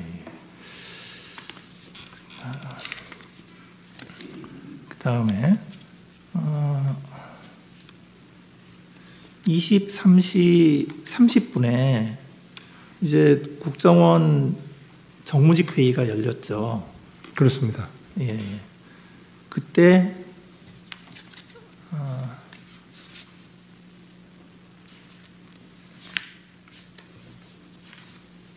잠깐만요.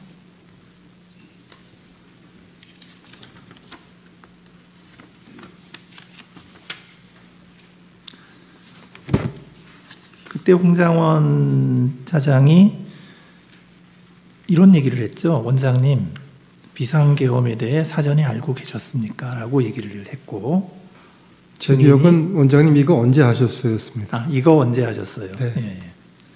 그러니까 증인이 뭐라고 대답했어요? 뭐 그런 걸 물어보냐고 했습니다. 그랬죠. 네. 예. 그러니까 그때 증인의 기분은 어땠습니까? 좀 엉뚱한 질문이고 사실 뭐 맞지 않는 질문이라고 생각했습니다. 네네. 그래서 이제 쭉 회의를 하고 이제 하여튼 좀 여러 가지 이제 업무에 관한 얘기를 하고 회의를 마쳤죠. 예. 회의가 끝났는데 이제 홍장원 차장이 쫓아왔죠. 뒤를 따라왔죠. 몇 분 있다가 다시 왔습니다. 예. 그때 그 홍장원 차장은 이렇게 얘기를 해요. 대통령께로부터 전화를 받았습니다. 대통령께서 원장님이 미국 출장을 가셨는지 아셨나 봅니다. 이렇게 얘기를 하고 얘기를 했는데 증인은 그 당시에 뭐라고 대답을 했나요?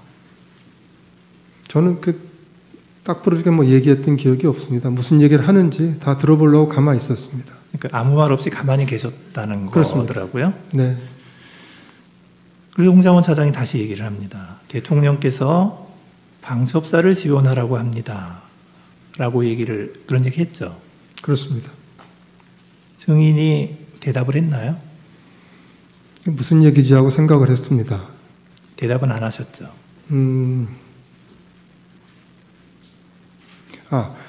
그 다음에 이어서 그 홍장원 차장이 근데 뭐 추가 지침을 주실 게 있느냐고 물어봤고, 그래서 제가 아까 정부직 회의에서 얘기한 대로 각자가 어떤 일을 비상계엄 하에서 국정원이 하게 되었는지를 보고 내일 아침에 논의하자고 하지 않았느냐, 그렇게 합시다라고 답을 합니다.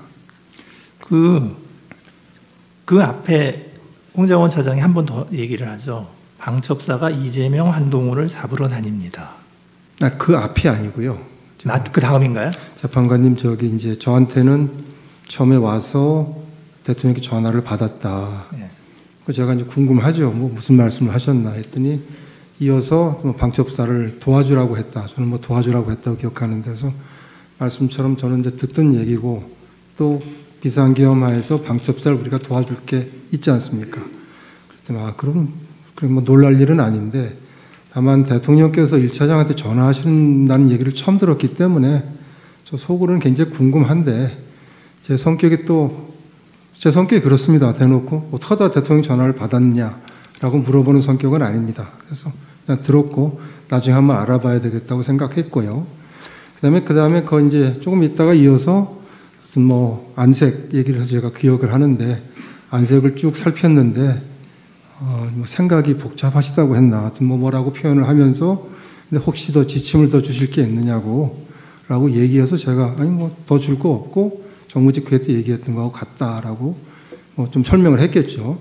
설명을 했더니 정말 그때는 좀 뜸을 좀 들인 다음에, 근데 이재명, 한동훈 오늘 밤에 좀 잡으러 다닐지 모르겠습니다. 뭐 이런 취지로 얘기를 해서 지금 또 갑자기 무슨 소리냐라고 저는 생각했습니다.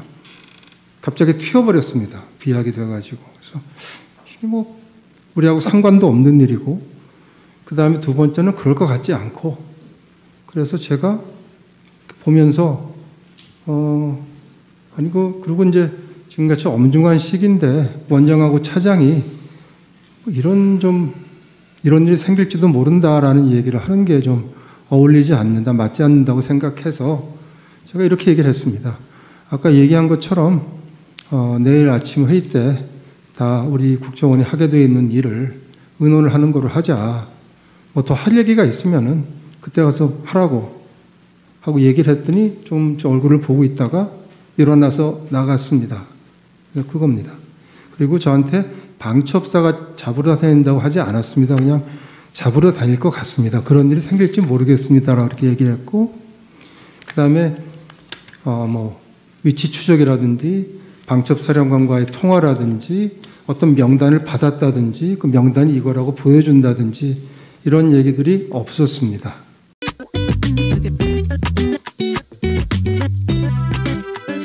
윤석열 대통령이 이재명 대표를 계속 죽이려고 그랬어요. 검찰권을 동원해서 정치 현장에서 말살내버리려고 했어요. 민주당에서 누군가가 대통령이 되어가지고 그대로 해줬으면 좋겠어요. 윤 대통령이 이재명 대표에게 한 것처럼. 야당이 될 거 아니에요. 국힘당은. 야당의 주요 인사들, 대통령 후보가 됐던 사람들의 모든 생활을 탈탈 털어서 우리 시장님 같으면 관용차 사용 내역이라든가 법인카드 사용 실적이라든가 싹 다 뒤져서 무죄가 나건 유죄가 나건 상관없이 기소할 수 있는 모든 것을 다 기소해서 일주일에 3번, 4번씩 법정에 출입하게 만들고 그 사람을 향해서 저거 봐. 저 사람은 사법 리스크가 있어. 이재명 대표를 사법 리스크가 있는 정치인이라고 얘기하는 그 모든 사람은 윤석열 대통령이 대통령의 권한을 가지고 검찰을 동원해서 그를 정치적으로 제거하려고 했던 집요한 시도에 대해서 그 모두를 정당하다고 인정하는 거예요. 자, 저 뒤가 하이라이트인데 저렇게 말했으면 홍준표 시장이 뭐라고 할까 되게 궁금했거든요. 그럼 안 되지. 근데 그렇게 해왔잖아. 그러니까. 그렇게 해온 대통령을 다 지지했잖아, 자기들이. 그러니까. 왜 자기들은 당하면 안 돼? 근데 홍준표 대구시장도 그렇고 국민의힘 대응이 박근혜 때와는 완전히 달라요. 예. 그때는 내란과 지금 비교해보면 비교도 안 되는 뇌물죄였는데 국정농단에는 죄는 따로 없으니까 그때는 잘못했다. 살려는 달라. 이 정도 스탠스였거든요. 근데 지금은 이 어마어마한 내란을 저질러 놓고도 군의 중간 간부들이 어차피 내 지시를 따르지 않을 걸 알았어. 의원이 아니야. 요원이야. 이런 머저리 같은 말을 하는데 동시에 법원을 부셔버리고 헌재 판결 나도 우리는 안 따를 거 인정하지 않아. 왜 이렇게까지 하는 걸까요? 그게 공범이 많아서 그래요. 그러니까 이 사람들이 그 차이를 잘 모르는 것 같은데 박근혜 탄핵은 박근혜 대통령이 혼자 최순실하고 뭐 이렇게 문고리들 매치하고 이렇게 해서 자기들끼리 그 하면 안 되는 일을 한 게 적발이 돼서 탄핵을 당한 거잖아. 그러니까 공범이 없어요. 그 여당에. 그러네. 근데 이 건은 사실 명태균 뭐 그런 문제부터 시작해서 대선 후보 시절부터 윤석열이 너무 많은 공범을 그 안에 만들어 놨어요. 그러니까 이게 우익들이 원래 잘하는 게 나쁜 짓을 할 때 함께 하는 거야. 함께 해놓으면 그렇지. 네, 그거 나중에 문제가 되어도 배신을 못 해요. 그래서 너무 많은 공범이 있기 때문에 이 일이 벌어지고 있는 거죠 지금. 매우 일리 있다. 왜냐하면 박근혜 때도 현직이었는데 지금 현직이고 현직이기 때문이다만으로는 설명이 안 되는. 그렇죠. 그러니까 그 이 범죄의 성격이 달라요. 그러네. 저쪽은 개별 범죄고 이쪽은 조직 범죄야. 요거는 아무도 얘기하지 않은 대목이다 이때까지. 오라이.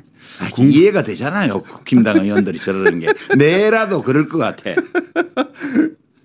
윤석열이 가면 김건희가 가면 나도 같이 딸려 들어갈 수 있다. 그렇죠. 이 공포가 지금 지배하고 있다는 거잖아요. 그럼 여기서 막아야지. 이 뚝이 무너지고 나면 여기서 큰 물이 지면 그 다음 뚝도 다 무너질 거 아니에요.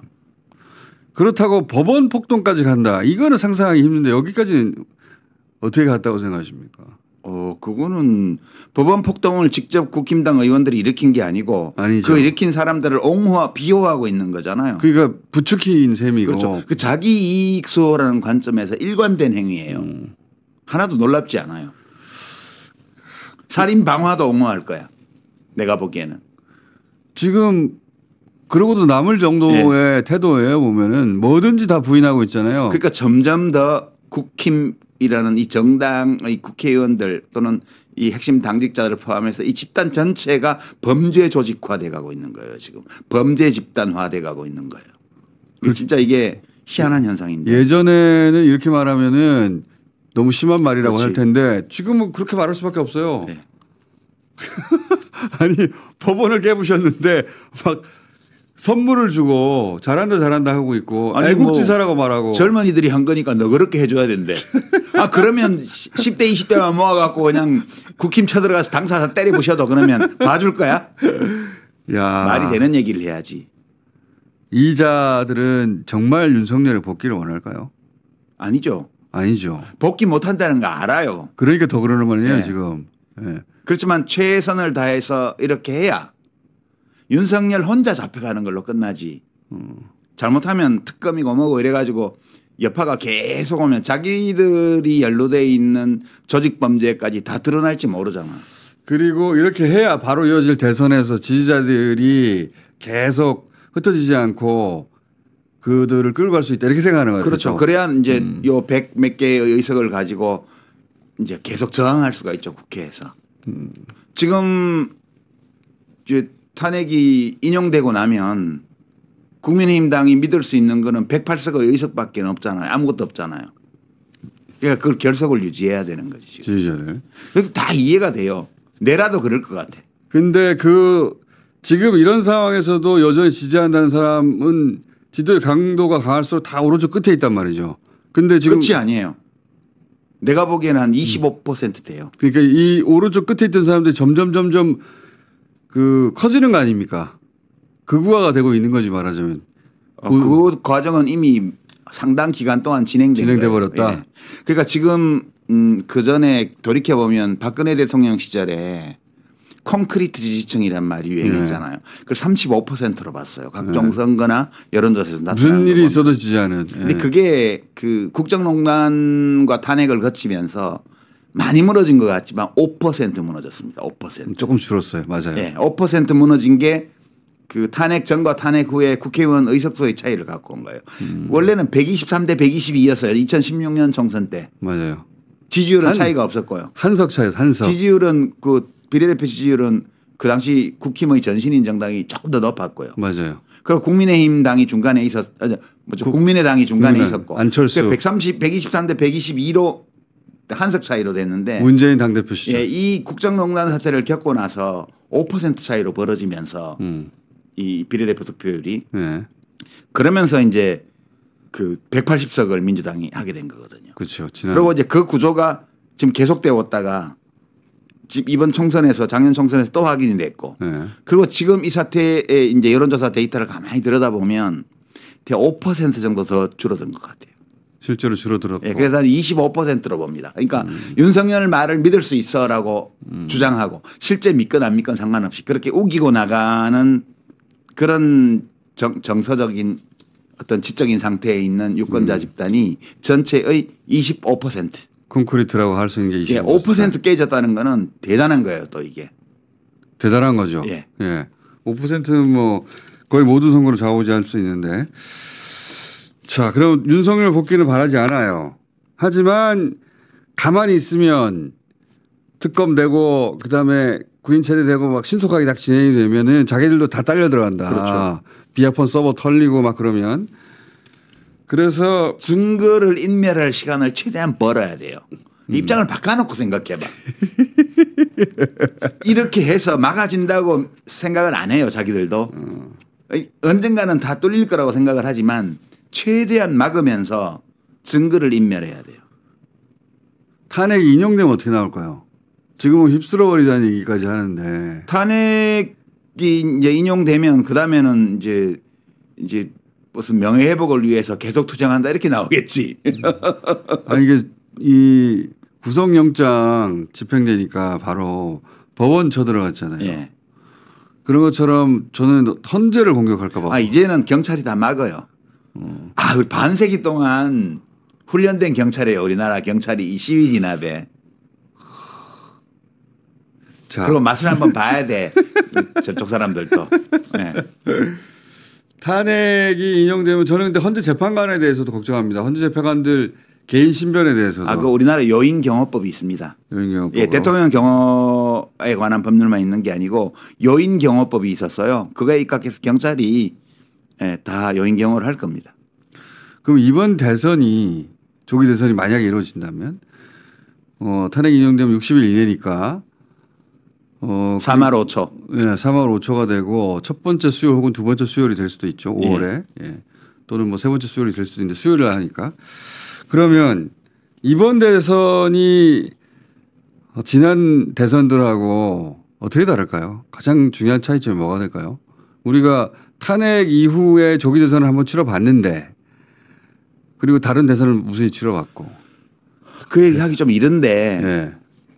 다시 이제 일단 연결되는 이야기라. 교과서적인 이론으로 또 돌아가면 중요한 선거의 승패를 결정하는 것은 세 가지라 그럽니다. 첫 번째가 구도, 두 번째가 이슈, 세 번째 인물 이렇게 돼 있어요. 지금 인물은 야당 쪽은 거의 확정돼 있다고 봐야죠. 그렇죠. 여당 쪽은 불확실하고요. 여당 쪽은 이제 백과장명이고. 예. 그다음에 이슈가 뭐가 될 거냐. 다른 이슈는 다 집어삼킬 겁니다. 그러니까 그렇죠. 그 내란의 완전 진압, 내란 세력의 심판 이게 제일 중요한 이슈가 될 거예요. 왜냐하면 그 국힘당 쪽이 계속 내란을 옹호할 거기 때문에 다른 이슈들이 민생이나 이제 경제 정책이나 이런 것 이슈가 다 되겠지만 그 다른 이슈로는 대체가 안 돼요. 이게 압도하겠죠. 예, 이게 압도하게 됩니다. 구도는 어떻게 되냐. 이제 마지막 남은 변수는 사실 인물하고 이슈는 인물은 반만 유동적이고요. 국힘 쪽만 유동적이에요.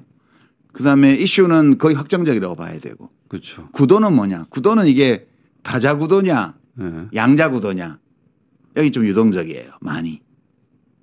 결국은 양자 구도로 가지 않을까 싶기는 한데. 물론 지지율에 따라 변동성이 있겠지만. 그러니까 2017년 대선 조기 대선은 다자 구도로 치러졌잖아요. 그때는 누가 나와도 안 된다고 생각해서. 예, 진보 둘, 중도 하나, 보수 둘 이렇게 오자 구도로 치렀기 때문에 매우 싱거운 선거가 됐죠. 맞죠. 예, 이번에는 그러면 어떻게 될 거냐.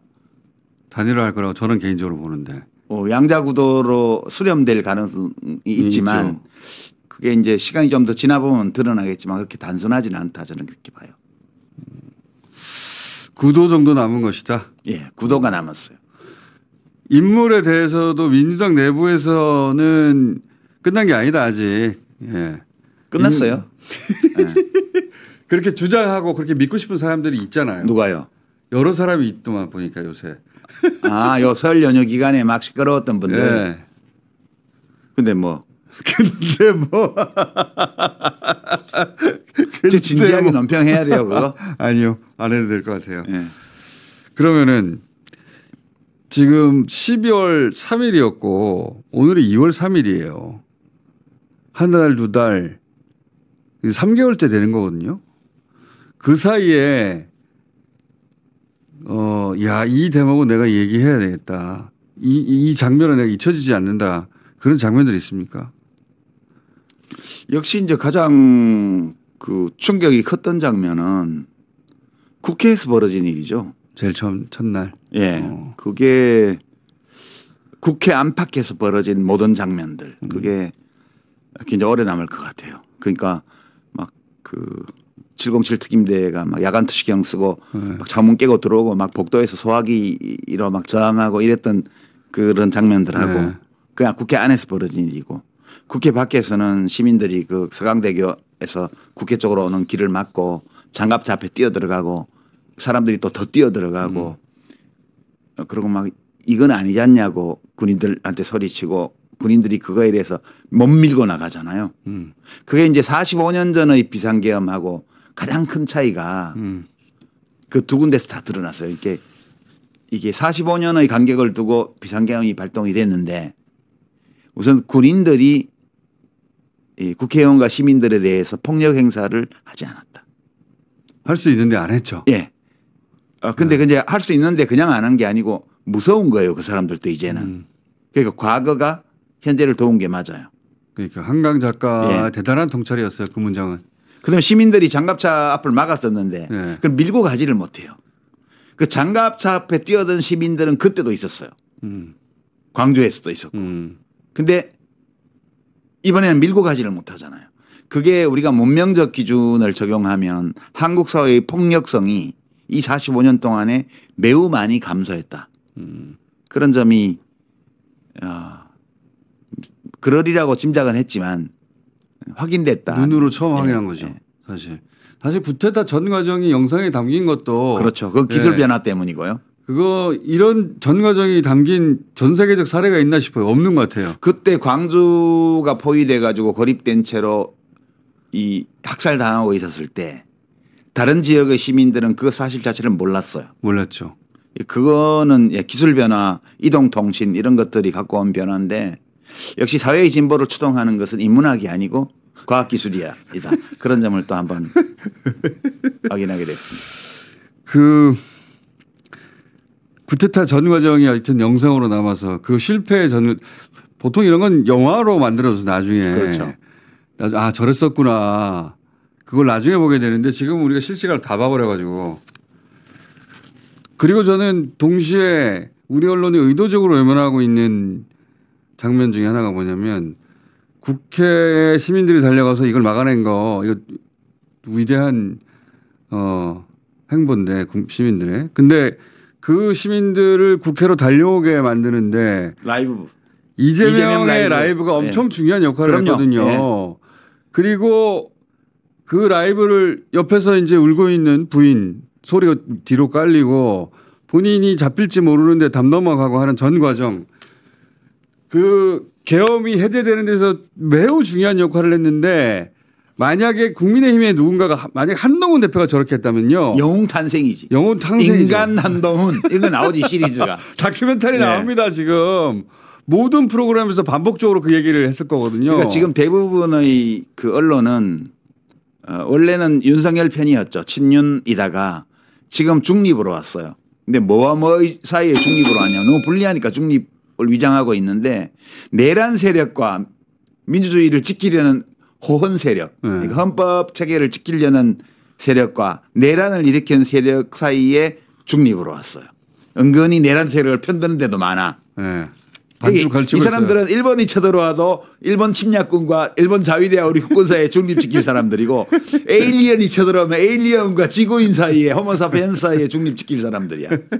이게 진짜 웃기는 거예요. 이재명 대표가 그날 한 행위들에 대한 가치평가를 의도적으로 거의 모든 언론이 외면하거든요. 저 이거 부당하다고 봅니다. 그러니까 지금 최근 여론조사 이상하게 국힘 쪽이 많이 나오는 이런 여론조사에서도 후보를 넣고 조사를 하면 이재명 대표가 압도적이잖아요. 그렇죠. 이게 왜 이런 현상이 빚어지냐 하면 실제로 이 위기 관리 능력, 위기 대처 능력을 보여준 거잖아요.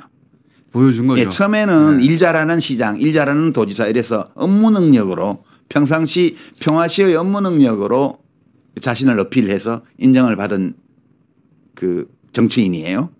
그러고 나서 그다음에 칼로 테러를 당하고 법정으로 끌려다니고 이 순환을 받으면서 새로운 서사가 덧붙여져서 또 지지층이 한 겹 더 생겼고요. 이번 내란 사태를 거치면서 미리 감지했고 대비했고 미리 감지했죠. 그다음에 신속하고 결단력 있게 행동했고 그리고 내란을 제압했어요. 그때 제압하고 있고. 저는 그 심정을 알거든요. 우리 유시현 작가는 옆집으로 도망가가지고 심정을 잘 모르겠지만 우리는 야인이니까 그렇지. 그 국회의원이고 야당 대표는 국회로 가는 게 최고 안전한 거예요. 그것도 그렇지만 그 국회에 한편으로는 본회의장을 점거하고 있을 수도 있잖아요. 그렇죠. 그러면 바로 잡히고 죽는 거예요. 그러니까 죽을 수도 있고 살 수도 있는데 자기가 할 일은 이거이기 때문에 하는 거거든요. 그게 위기 대처 능력이에요. 그렇죠. 예. 그 결단이죠. 그렇죠. 그리고 가장 먼저 달려간 사람 중에 하나고 그 생방송하며 시민들이 나와서 국회를 막아야 이게 막아지겠다는 판단을 그 순간에 한 거잖아요. 그렇죠. 언론은 이걸 철저히 무시하고 있지만 철저히 시민들은 있죠. 알아요. 왜냐? 뉴스공장에서 얘기해 주거든. 그러니까 저희만 왜 이 얘기를 하냐. 이거는 부당한 겁니다. 우리가 시민들이 달려간 것에 대해서 위대한 칭송을 하는 건 마땅한 것이고 신속한 해제를 한 국회 잘했다고 야당도 칭찬받아 마땅한 거지만 그 최전선에서 라이브를 켜고 시민들을 오게 만든 그 역할 대단히 중요한 역할을 그럼요. 객관적으로 했고 그건 평가받아야 되는데 왜 모른 척 하냐고. 근데 모른 척 하는 게 아니라 애써 무시하고 있죠. 저는 진짜 이건 부당하다고 봐요. 그 이재명을 제외한 그 어떤 정치인이 그렇게 했어도 지금 저 하늘 위로 올라가 있을 거거든요. 한동훈 왜냐하면 언론도 지금 공범이 돼 있어요. 이재명에 대한 이재명 사냥, 윤석열이 자행했던 검찰권을 동원한 이재명 사냥 이거를 전부 다 같이 했잖아요. 대부분이. 같이 했죠. 같이 했기 때문에 공범의식이 있어요. 그러니까. 그래서 이재명은 어떤 경우에도 칼에 목이 찔려도 별거 아닌 것처럼 헬기 탔다고 비난하고 이 짓들을 하고 있는 거예요. 지금. 헬기 탔다고 비난하는 언론이 반드시 있을 텐데 그러면 그건 아니라고 말해줘야 되거든요.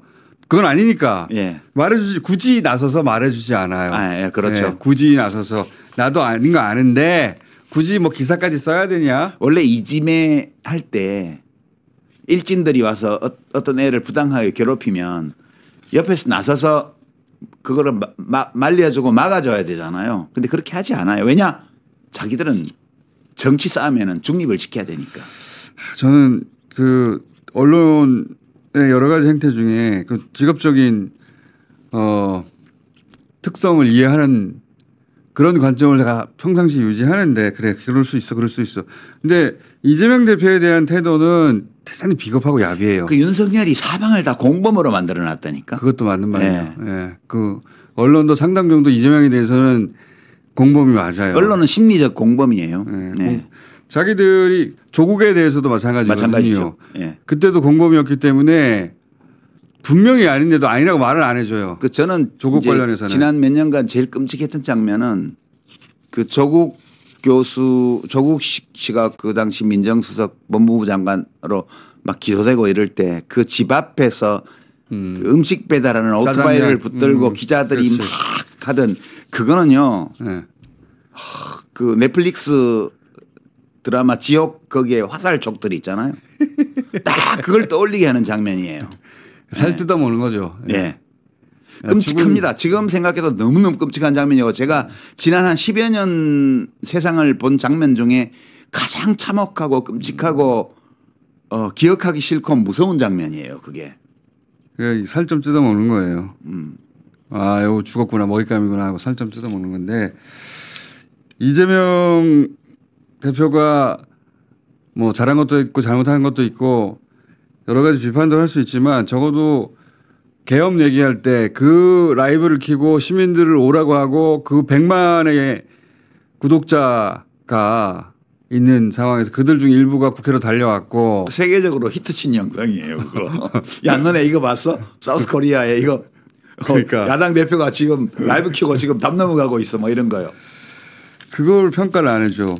저는 이제 한 달 정도 지나면 할 줄 알았거든요. 안 하더라고. 지금도 안 하고 안 앞으로도 안 할 거예요. 왜냐하면 이제 진보 성향의 언론은 절대 권력자를 칭찬하지 않아요. 보수 성향 소위 자칭 중도 또는 뭐 우리가 보기엔 객관적으로는 보수 성향 또는 극우 언론들은 자기 편 권력자는 엄청 핥아주고 그렇게 해요. 그게 세상의 불균형이죠. 지금 우리가 보고 있는. 자, 이건 또 어떻게 생각하십니까? 최근에 이제 키세스탄 그 2030 여성들이 탄핵 찬성 집회를 주도하다시피 하고 있거든요. 그리고 남태령 같은 데서 보면은 와 완전히 다르구나. 다른 세대가 탄생했다. 감탄도 하게 되고 이 세대가 다음 세대를 이끌겠구나 그런 생각도 하게 되는데 또 한편 이 서부지법대 보면요. 20대 남성들의 여기대가 등장합니다. 그리고 저희가 여론조사를 해보면 20대 남성은 70대하고 유일하게 싱크가 돼 있는 정치 그 세대예요. 20대 남성만 그래요. 이거 왜 이렇게 됐을까요? 그거 얘기하면 화낼 텐데. 아니 이걸 본격적으로 얘기하자는 건 아니고요. 네. 본격적으로 이걸 가지고 주제를 삼으려면 사실 여러 전문가들과 함께 한참 얘기해야 될 텐데 지금 얘기했던 논평 수준으로 짧게 얘기하자면 그냥 이거는 한국 특유의 현상은 아니고 글로벌한 현상이라고 그건 저는 맞아요. 봐요. 예. 그러니까 이게 문명 전환의 어떤 그 증상 같은 거예요. 문명적 전환의 증상이라고요. 그러니까 이게 저는 이제 이 사회 변화의 기저의 기술 변화가 기본 동력을 제공한다고 보는 입장인데 이게 우리나라만 아니라고 하는 것에 약간만 보충하고 넘어가자면 20대 남성의 보수는 전 세계적입니다. 전 세계적이에요. 예. 그러니까 우리가 좀 심한 편이긴 한데 전 세계적이에요. 예. 우리가 그렇게 심한 편 아니에요. 저는 90년대 중후반부터 유럽에서 그 뉴라이트 그러니까 제가 독일 사람들은 노이에 레히테라고 얘기하는데 뉴라이트가 90년대 중반에 유럽에서 등장했거든요. 네오나치와 함께. 예, 네오나치와 함께. 이제 이 사람들이 뭘 배워서 왔냐 하면 왜 계속 지지 우익이 왜 지는 거야? 연구하다가 선거에서 예, 안토니오 그람시의 헤게모니 이론을 배웠어요. 학습했어요. 공산주의자로부터 배웠네. 그래서 국가와 민중 사이에 시민사회라는 그 한 층위가 또 따로 있고 이 시민사회의 향배를 결정하는 이 공론의 장의 어떤 흐름을 결정하는 것이 이제 지적 헤게모니다. 이게 헤게모니 이론이잖아요. 진짜 공산주의자한테 배웠네. 네. 그 안토니오 그람시라는 공산주의자의 이론 중에 헤게모니 이론이라는 게 있는데 그거를 배워와서 제일 먼저 뭘 하냐면 미디어를 만들어요. 그러니까 그 레닌이 러시아 혁명할 때 이스크라라는 그런 찌라시를 만든 것처럼 거기서 시작됐어 전부 다. 우리나라도 비슷합니다. 지금 뭐 최근에 이런 하긴 90년대 후반에 네오나치가 다시 준동하기 시작했다. 이런 그게 다 20대 젊은 남자들이었거든. 지금도 그 민주주의가 성숙했다는 독일에 AFD라고 그래서 있죠. 새로 생긴 극우 정당 거기가 20%가 넘었어요. 최근에 지지율이. 거기도 기반이 2030 남자들이 많아요. 노인들하고요. 그걸 또 미국에서 따라했죠. 예. 그러니까 글로벌한 현상이에요. 이 글로벌한 현상은 이게 모든 문화권에서 동시에 나타나는 현상은 기본적으로 그 문명적인 어떤 이유가 있는 거예요. 네, 저는 그렇게 보고요. 이거 깊이 들어가면 또 막 시끄러워지니까 이런 정도로만 얘기를 하죠. 네. 그 여성 인권의 신장과 같이 맞물려서 등장하는 것이다 하는데 남성들의 박탈감이 그 밑바닥에 깔리는 거거든요. 네, 우리나라는 좀 조금 늦었어요. 유럽보다 한 20년. 자, 12월 그 첫 번째는 그 두 번째는 뭡니까? 아까 가장 인상적인 장면은 12월 3일 날 발생한 것이고 인상적이라는 게 좋다 나쁘다를 떠나서 야 이건 내 뇌리를 떠나지 않을 것 같다. 그게 이제 그 국회의사당 안팎에 그게 이제 첫날이고 그다음에 이제 언론 이게 역시 이거는 대책이 없구나. 그러니까 지금 총수가 얘기한 그것과 맥이 닿는 건데 그 에일리언과 호모사피엔스 사이에라도 중립을 취할 것 같은 그런 언론의 모습 이거는 대책이 없다 이건 정말. 저는 사실 그 법원 폭동 때 투블럭 있지 않습니까? 예. 투블럭이 한 행위 이게 판사를 쫓아다니는 것도 물론 충격적이었지만 가장 충격적인 것은 10대였다는 겁니다. 네. 카키 잠바는 몇 살인가 오늘 잡혔다고 새벽에 나오던데. 카키맨은 몇 살인지 모르겠는데 10대가 했다는 거예요 이걸. 그러니까 그들한테 이 폭탄처럼 부어진 어떤 인식이 있잖아요. 그렇죠. 그게 어디서부터 나왔을까? 어떻게 10대가 지금 판사를 잡아가지고 잡았으면 틀림없이 그 물리적으로 위해를 가했을 거거든요. 그렇죠. 예. 죽었을지도 몰라요 판사 진짜 그 정도의 폭동 상황에 다른 사람 자기들이 손으로 어떻게 하지 않고 군중에 던져버렸을 것 같거든요. 그런데 이제 그거는 일반화해서 우리가 얘기할 수는 없고요. 그 케이스를 좀 봐야 돼요. 아직 정보가 없어서. 예, 저는 이제 그 말하자면 종교하고 그 현실 정치가 결합하면 되게 무서운 결과를 내는 게 많아요. 지금 그런 케이스 같은데 아마도. 그게 이제 문명사를 통틀어서 가장 과격하고 극단적인 행동을 하는 것은 정치와 종교가 결합했을 때의 일입니다. 그게 지금 벌어지고 있는 일인 것 같아요. 지금. 그게 무서워요 진짜. 정치하고 종교가 결합하면 그거는 이제 그 모든 것을 다 정당화해요. 그러니까 사람이 붐비는 시장통 한가운데 폭탄을 씹는다든가 아니면 결혼식이 벌어지고 있는 예식장에 온몸에 폭탄을 두르고 뛰어든다든가 이런 일들이 원래는 불가능해요. 인간의 본성으로는. 그런데 종교하고 결합되면 이게 다 되거든요. 그러니까 이제 최근에 여기 뉴스공장이 더 이상 출연 안 시킨다고 했어. 김재원. 그 아스팔트 위의 십자군. 그러니까 이 십자군이 뭐게요? 십자군이라는 것이 그것이 조직 범죄라는 사실을 로마 카톨릭 교황청에서 인정을 하고 사과까지 했잖아요. 교황이. 그러니까 중세 가톨릭 교회가 벌였던 여러 죄악들 중에 최악이 마녀사냥이라는 종교재판의 형식을 빌린 마녀사냥. 이거는 이제 돈 많은 혼자 된 여인의 재산을 강탈하기 위한 수단으로 사용된 예가 무지무지 많거든요.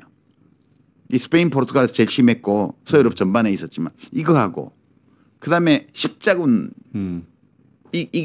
이거를 반인륜적인 조직 범죄로 그 주체들이 인정을 했던 거예요. 근데 어디다가 지금 비유를 해도 십자군한테 비유를 하냐고.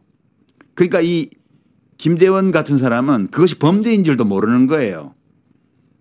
그것이 종교와 세속 권력의 결합이 만들어낸 인류에 대한 범죄, 인간성에 대한 범죄였다는 사실 자체를 인지 못하고 있어요. 그것도 모르고 네. 지금도 그렇게 벌어지고 있어요, 사실은. 네. 그건 너무너무 위험한 거예요. 그래서 저는 이번 대선이 잘 관리해 가지 않으면 굉장히 위험한 대선이 될 수 있겠다. 예. 많은 사람이 다칠 수도 있고 그런 생각을 하게 됩니다. 그래서 계속 이 얘기를 해야 된다고 봐요. 경찰이 네. 엄청 힘들 거예요. 앞으로 그러니까. 상당한 기간 동안. 잘해주기를 바랍니다. 제가 오죽하면 집에 못 가겠습니까? 잠을 경호팀과 같이 자고 있습니다. 2달째. 이게 무슨 일인가. 자, 여기서 잠깐 쉬었다가 유시민 작가는 못 갑니다. 못 가고 또 계속 다음 코너 진행될 때 계속 들어와 가지고 예. 제가 오늘 뽕을 뽑고 보내드리려고 양념으로 앉아 있겠습니다. 자, 잠시 쉬었다 갑니다. 권성동 원내대표의 발언 중에서 헌법재판관을 언급한 부분은 박제가 필요해 보여서 제가 그 대목을 토시 하나 빼놓지 않고 읽어드리겠습니다. 이 모든 불공정 재판의 배후에는 민주당과 우리법연구회 출신 법관의 정치 사법 카르텔이 있습니다. 그 말 책임을 질 수 있습니까? 다선의 원내대표란 자가 이렇게 가짜뉴스를 공공연하게 유포해서 되겠습니까? 헌법재판관들의 활동을 문제삼아 편파 꼬리표를 붙여서 탄핵 심판 불복 시나리오에 밑밥을 까는 저열한 시도가 계속되고 있습니다. 권성동 원내대표가 틈만 나면 우리법연구회를 들먹이는 것도 같은 맥락이라고 생각을 합니다. 하지만 법관은 판결로 말할 뿐입니다.